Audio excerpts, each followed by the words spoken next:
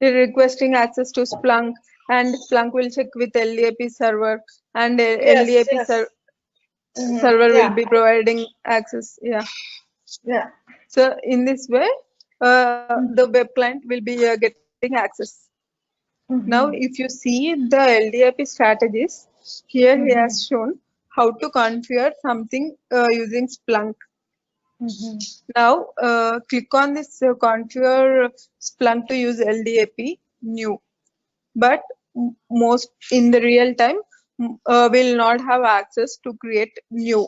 The new will be disabled by our organization because we'll never create anything with LDAP, but we'll get the external groups. We'll get the groups created externally, and then that group will be added in Splunk.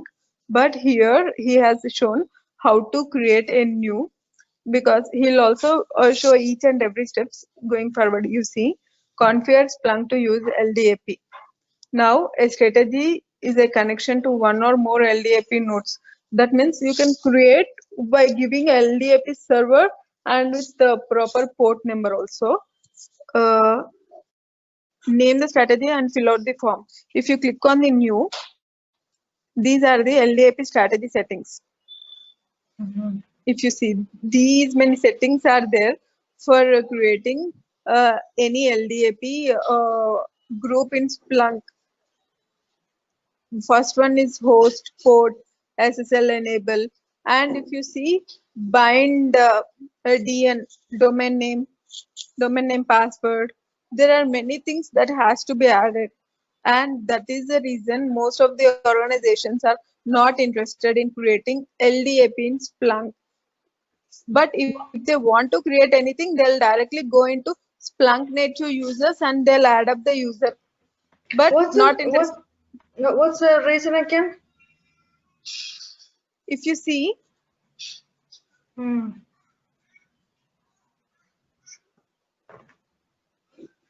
uh,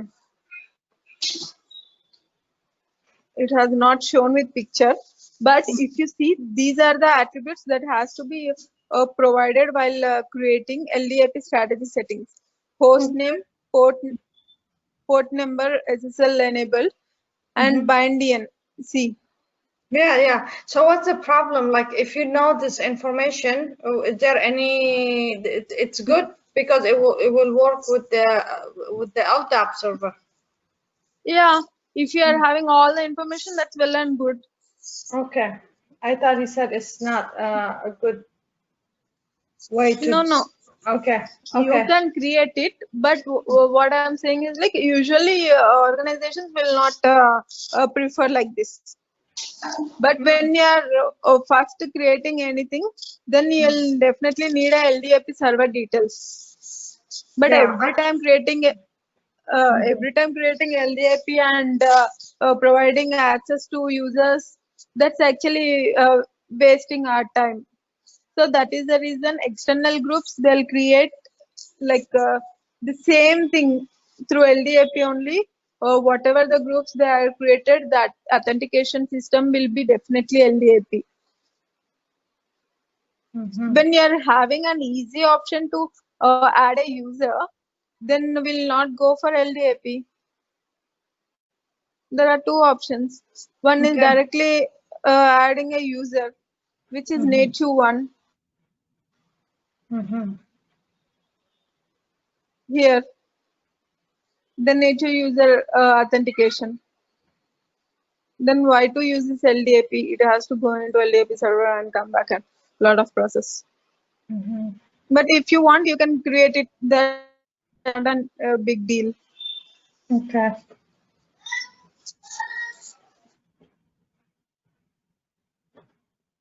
Okay.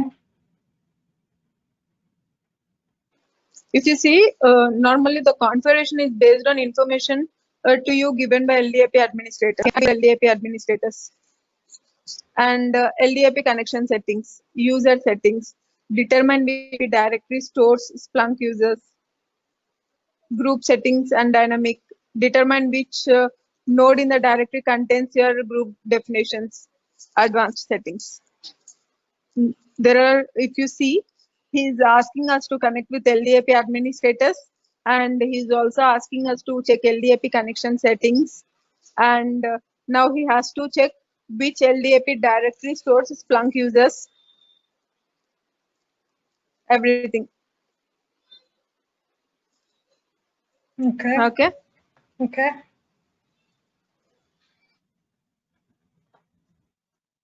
After creating Are we almost gonna finish module 6? How many pages left? LDAP group, Okay. hello? Yes, yes, You're I'm breaking. listening. I'm breaking. Actually, you're breaking. You've been breaking. So, Go ahead. oh, sorry. Okay. But the one thing you need to remember in mind is the first time when you are creating any access, or if you are creating any authentication in Splunk, you will definitely need to create one LDAP, one LDAP name for sure. Okay. Because whenever the users are, whenever the groups are creating externally in Splunk, those are all will be getting added to LDAP only. External groups are getting added to lightweight directory access protocol only, LDAP only. So when you are connecting with LDAP server, that is the reason first time you'll need to create LDAP, because the LDAP, if you are creating LDAP strategy in Splunk, then that will be connecting to our LDAP server. Whatever the information we have provided initially, I'll show you. This is the information for connecting to a LDAP server. So after your first creation, now you are done with the LDAP strategy. Now you are done with LDAP strategy. Now your LDAP is working fine, and you can see LDAP here. You are seeing this LDAP in LDAP strategy name. This now what is happening, as we discussed earlier, all the users has to be all the groups or users has to be created externally. So whenever the group is created externally, that group is nothing but it is LDAP group again with different names. The group authentication is LDAP, but the group names are different. Now that LDAP group names has to be already added in Splunk. That means they have already added in Splunk, because our Splunk is already connecting to our LDAP server.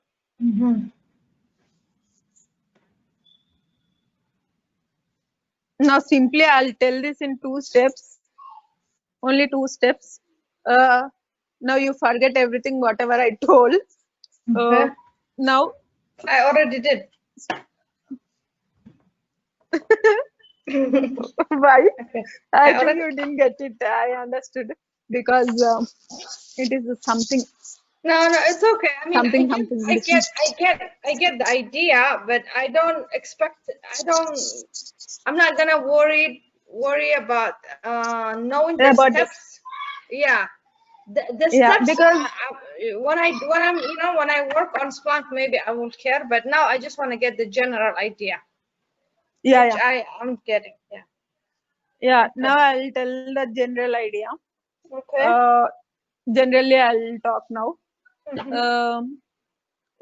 In Splunk, for the first one, usually admins, when you are first logging into Splunk, your organization will provide access to Splunk admins for sure. Now you are having privileges to access anything in Splunk. We are fine with this. And now we want other users to access Splunk, the third party users. Now what we are doing, firstly, immediately after logging into Splunk, we have got a task to add other users in Splunk. You can do that in 2 ways. first one is you can add the user directly by using Splunk native authentication method. Splunk native authentication method means you are having a chance to add username and you are giving the password what they actually need it, and you are saving that so that the user can access the Splunk without any issues. That's over. Now the user don't want to give his password to you. He don't want to provide any password details to you, and but he want access to Splunk. So now he'll create a LDAP group from some external website. He has created some LDAP group, and that's fine. Now his group is ready. Now what he'll tell, my group is ready and I'll provide my group details. You should add that group in Splunk. For adding that group in Splunk, our Splunk has to connect with LDAP server first. So now what you'll do, you'll make sure that our Splunk is connecting to LDAP server by seeing all these configurations. LDAP strategy settings. You'll create all in Splunk and you'll add up, and your LDAP server and our Splunk server is connecting. Now both are working fine. Now after creating this LDAP strategy setting, you'll come up with this LDAP strategy name. Whatever the name you have created, that will be added up in Splunk with host and port details. Now we are done. Our LDAP also created from our end, and user now he'll give us a group which he has already created. Now what is happening? Our Splunk is already connecting to LDAP server and his group is already connecting to LDAP server. Now both are matching. Now what you should do? You should provide a role to the group. Now both are in sync, right? Our Splunk is connecting to LDAP server, and whatever the user has created, his group is also connecting to LDAP. If you want to check where his group is actually mapping, then you can check here. You can check in this slide. If you see here, you are having map groups. There is nothing on the slide. I see black screen again.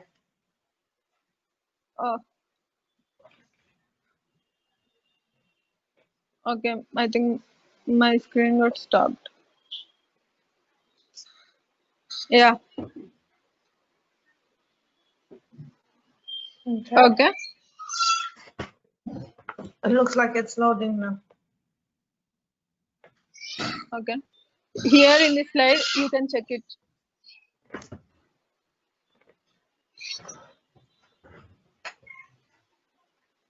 Okay. Yeah, can you see it? Yes, I can see now. Yeah. Here, if you see mapping, mapping LDAP groups to roles.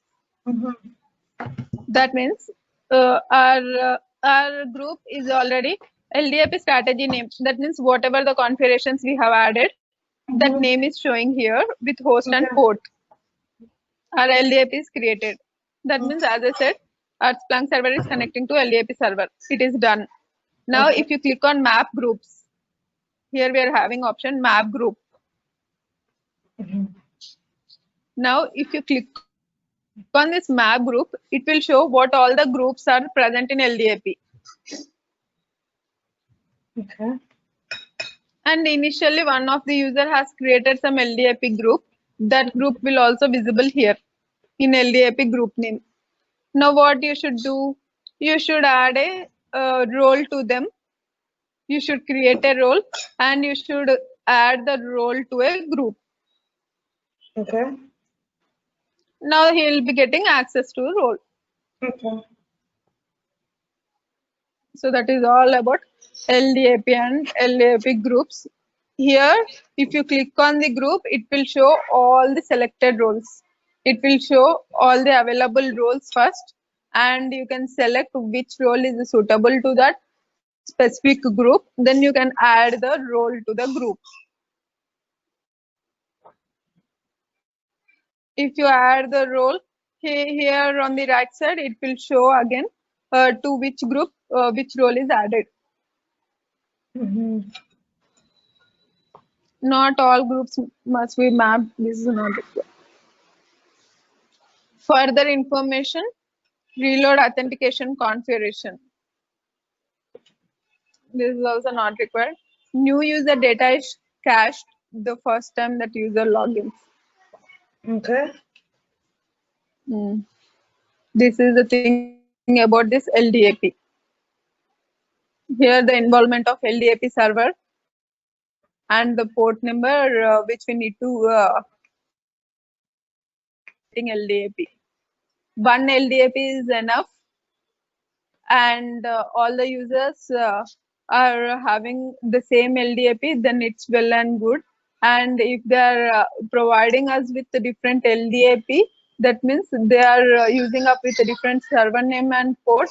At that time, you should also create a different LDAP. Here, LDAP strategies, you can create a new again and all the LDAP settings.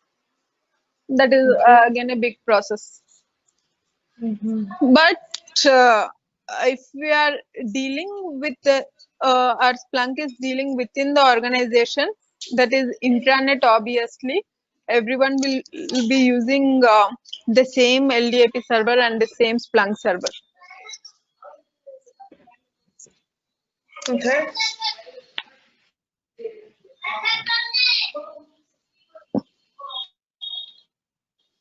Now, single sign-on, HCML. It is also one same like LDAP.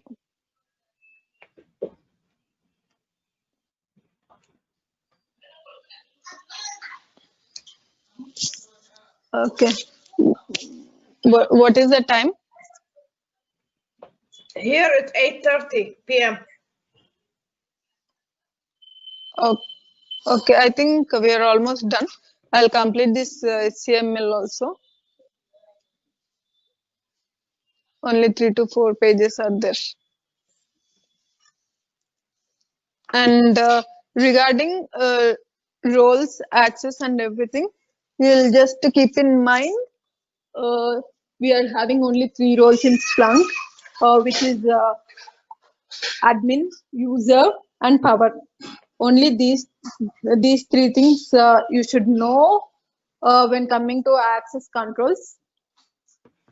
And regarding other directories, you'll need to know only about LDAP.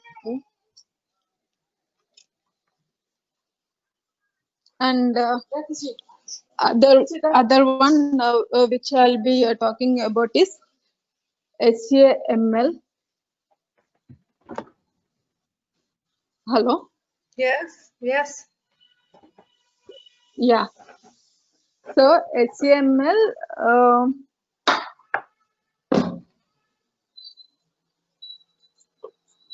can you see my screen? I see like the, yeah. Yeah, it was closed. Sorry.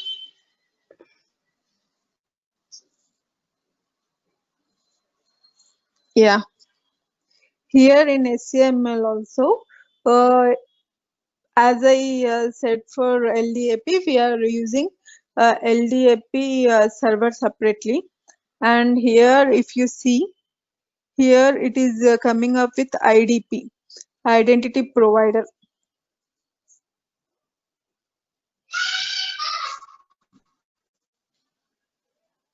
So from web client, if you see here, from the web client, he is requesting for Splunk login to a Splunk, to Splunk server he is requesting. So what he'll do now, configured with trusted binding. Now he has to check with IDP, identity provider. Again, he need to give the credentials, all the credentials. So from web client to IDP, identity provider, it will be passing the credentials to IDP. Okay. Yeah, and then it will give access based on this identity provider. It will provide access or it will deny the access. Two things. Okay. Hello. Okay. Yeah. So from web client, it